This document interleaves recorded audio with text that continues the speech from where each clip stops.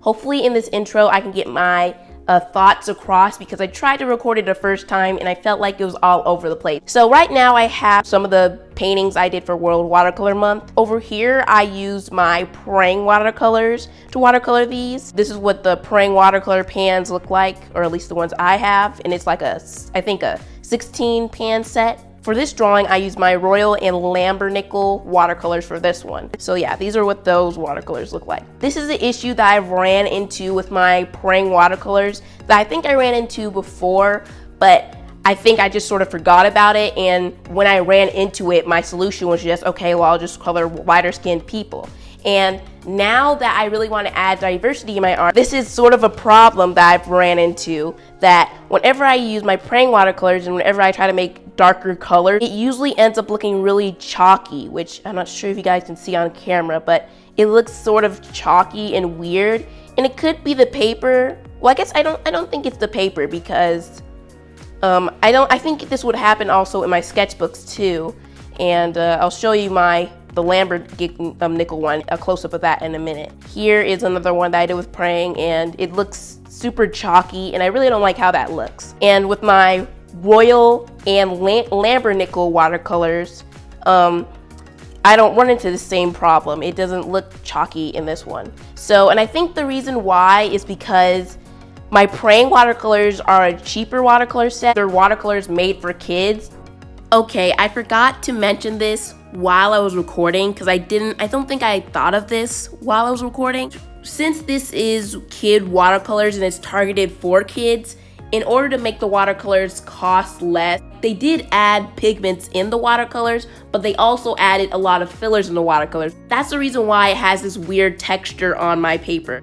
If you add more water, then it can sort of hide this look and it won't look like this. If you add more of the color to it and add less water, then it's gonna look more chalky. So that's the reason why I was running into this problem. And you guys might be saying, well, why is this a big problem? Why don't you just use the Royal and Lambernickel watercolors, which for some reason it's a mouthful to say and it's so hard for me to say. I don't really know how to mix darker skin tones with those watercolors. For today's video, I'm going to try to make people with different skin tones, and I'm going to try to learn how to make different skin tones with my Royal and Lambernickel watercolors. Hopefully I can actually figure out how to make skin tones with those. And if it ends up looking chalky with my Royal and Lambernickel watercolors, I might eventually try to get some higher quality watercolors. So without further ado, let's just get started with the sketching and painting.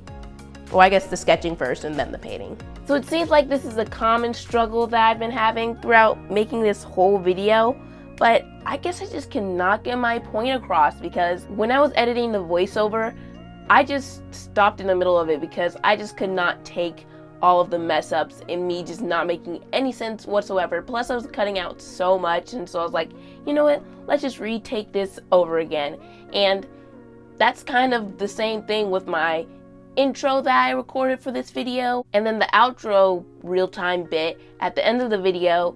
I had to re-record that again because I just did not make any sense. So I guess, I don't know, maybe this video I'm just having trouble conveying what I need to say and what my thoughts. I don't know, I'm just struggling. So I'm just recording this all over again because I just can't take it. I do not want to edit a whole bunch of junk. I don't know if you guys noticed, but in this video I recorded it a little differently. Well, to start off with, I decided to record myself painting in my palette because I thought that would be a little interesting bit, so I left that in, and I also showed myself swatching a little bit of it. I decided to instead, which I don't know why I didn't do this earlier because this is a smart idea and I don't know why I didn't think of this until now. Usually when I watercolor, the watercoloring process usually takes me like hours, and it takes me such a long time to do.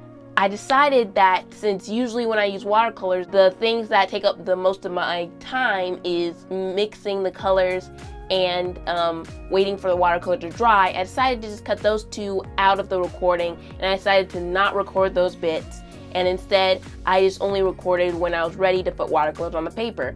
And this was such a good idea. I mean, it saved me so much space. I don't know how long it took me to watercolor these characters. Probably took like, I don't know, like maybe around 6 hours. For my recording time, it probably added up to about 1 hour of footage. I will start recording like this for now on. I mean, until I get like a new phone and has more storage, because like I've been saying, my phone does not have the most amount of storage, so I honestly need to try to save storage wherever I can. Since I was trying to save more storage, I ended up recording at different angles, and it made my video a little more interesting. Oh, I do want to give this little tip, even though I mean, I realized after doing my first take that this tip isn't really necessary. I mean, you don't really need to do this, but I do this just in case.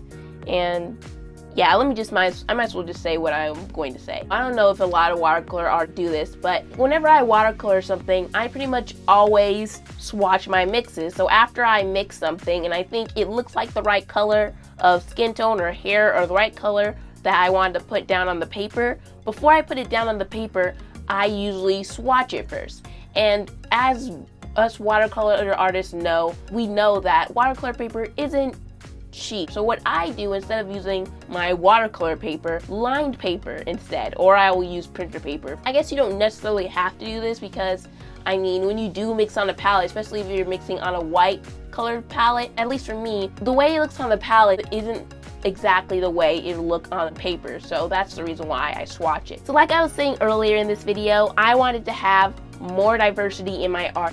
The reason why I want to have more diversity is to start off with, I don't want to draw the same character over and over again, which I don't draw the exact same character over and over again, but I pretty much draw like the same character with a little bit of a variation, which I guess whenever you draw a human, I mean, they all are the same thing, but just variation. But I mean, whenever I draw a character, it's usually a lighter skinned person with straight hair, or maybe wavy hair. There's not much variation, and I want to start drawing different skin tones and different face shapes, and well, I guess not face shapes, since in my style, every person's head is a circle, which I do want to eventually change my style and have it more humanly proportioned. Whenever I try to draw a character that looks more realistic, it just looks odd and it doesn't look good, so I need to work on that.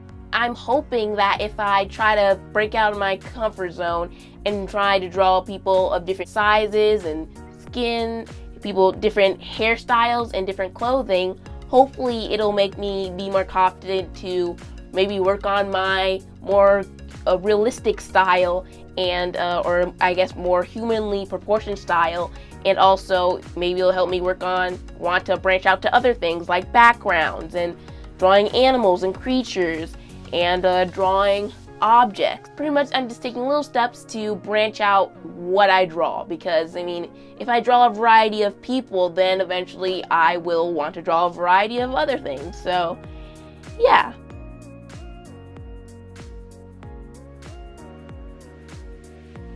So here are the finished pieces of the drawings I drew for this video, and I might show you guys real quick the pictures from Pinterest that I used for this video.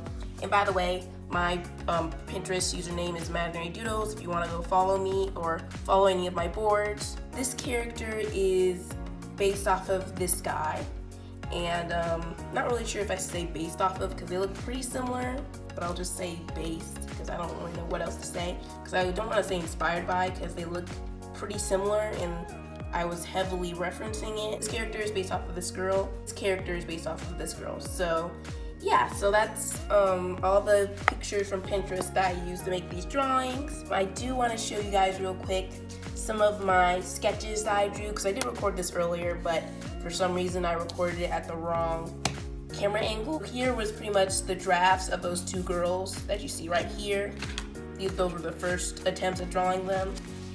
And over here were some characters that didn't make it into the video because I didn't really like how they looked or how I drew them, I should say. Here is the sketches of these drawings. So pretty much after I drew these three, I decided to start drawing it on here, which they definitely look very different from the sketches on here. And I do sort of prefer some of them more. Like, I do like how they turned out on this. To be honest, I didn't really like how the line art turned out, but after I colored them, I liked them a whole lot more. I think they look so much better. I do sort of wish this guy looked a little more like him, but at the same time I do like how he looks, and I sort of wish she looked more like this. But I still like how she looks. And her, I don't know, I feel like I messed up on her face a little bit. So that's all I have to say about my sketches. And okay, and I do have one more thing that I do need to address. I'm gonna compare how my Praying watercolors, darker colors look like versus my Royal Lambernickel, more saturated colors look like.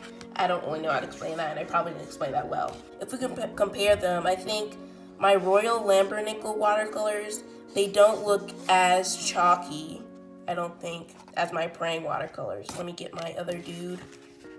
Yeah, I don't think they don't look chalky at all, at least to me. I think they look good. So I don't need to buy any higher quality watercolors, because if this test failed and they looked just as bad as the Praying watercolors, I still would use the Royal Lambernickel watercolors and the Praying watercolors. I just, would eventually try to get some higher quality watercolors. And as of now, I guess I don't really need to get any higher quality watercolor. They're expensive, so I don't really want to just get them just to get them. So I guess I'm going to be using my Royal Lambernickel watercolors more often now that I know how to make darker skin tones.